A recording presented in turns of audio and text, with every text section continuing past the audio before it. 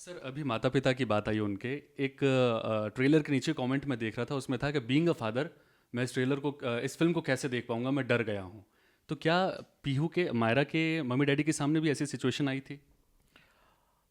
हाँ, फिल्म की शूटिंग के दौरान कई सारे सीन्स को शूट करते समय, हालांकि पूरे एक सवा महीने जिस वक्त भी शूटिंग चली, हर वक्त बिल्कुल पीहू से मुश्किल से 2 फीट 3 फीट की दूरी पर माता पिता रहते थे, हम लोग भी रहते थे। लेकिन कई सीन्स ऐसे थे जो दिखने में बड़े सामान्य से लगते थे, लेकिन जब वो 20-20 मिनट तक पीहू अकेले कमरे में बैठी हुई और कैमरे चुपचाप रोल कर रहे हैं, सारी रिकॉर्डिंग हो रही है, उसके बाद मैंने देखा पीहू के जो पिता हैं रोहित, उसकी आंखें नम थी। एक सीन तो ऐसा था जो हम लोग किचन में शूट कर रहे थे, जो गैस सिलेंडर गैस स्टोव वो जला रही है, उस सीन के बाद तो वो बहुत देर तक रोते रहे।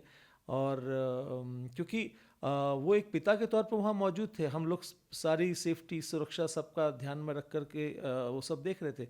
लेकिन वो रो क्यों रहे थे? वो रो इसलिए रहे थे, या हम क्यों रो रहे थे? हम लोग इसलिए रो रहे थे, हम सिर्फ कल्पना कर रहे थे कि बच्चों के साथ ऐसी सिचुएशन अगर आ जाएगी तो बच्चे, कोई हमारा बच्चा भी कैसे कल को किस अगर परिस्थिति में फंस गया तो वो कैसे अपने आप को संभालेगा।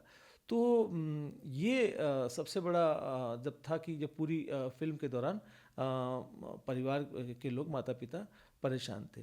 लेकिन जो आपने कहा कि कुछ लोग कह रहे हैं कि वो फिल्म नहीं देखना चाहते हैं, तो मैं उनसे कहूँगा कि हाँ, वो जो नहीं देखना चाहते हैं उनको वाकई नहीं देखनी चाहिए।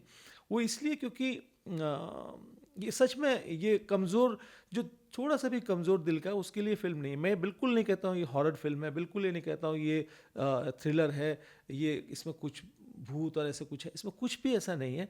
लेकिन हाँ, ये हॉरर फिल्म से अलग श्रेणी की फिल्म है, और उनको ये फिल्म बिल्कुल इसलिए नहीं देखनी चाहिए क्योंकि शायद वो देख ना पाए, क्योंकि हमारी भी कई फेस्टिवल्स में, इंटरनेशनल फेस्टिवल्स में फिल्म जब गई तो कई सारे दर्शक ऐसे थे जो फिल्म को नहीं देख पा रहे थे।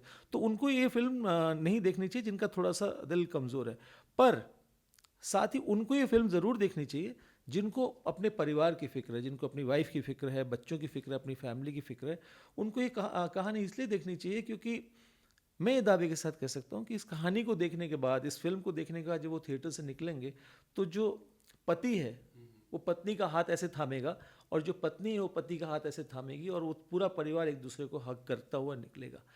तो मुझे लगता है कि जिन लोगों को अपने परिवार से, अपने बच्चों से, अपनी पत्नी से प्यार है, और जिनके परिवारों में छोटी छोटी चीज़ों में मिसअंडरस्टैंडिंग, गलतफहमियाँ होती हैं, उनको ये फिल्म बहुत पसंद आएगी, और उनको ये फिल्म ज़रूर देखनी चाहिए। तो यूं कह सकते हैं कि ये फिल्म समाज का आईना है, जो एकल परिवार के चलते समस्या दिख रही है सर घर में। बच्ची, माता के साथ दुर्घटना हो जाती है ट्रेलर के हिसाब से जैसा समझ में आता है।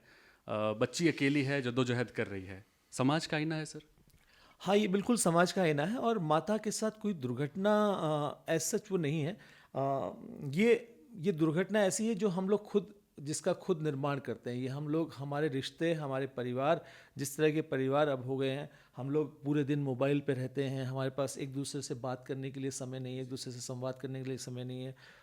पति दिन भर काम करके आता है, उसकी पत्नी के पास समय नहीं कि पति से पूछे कि तुम्हारा दिन कैसा रहा, या पत्नी पूरे दिन काम करके आती तो पति उससे नहीं पूछता कि तुम्हारा दिन कैसा रहा।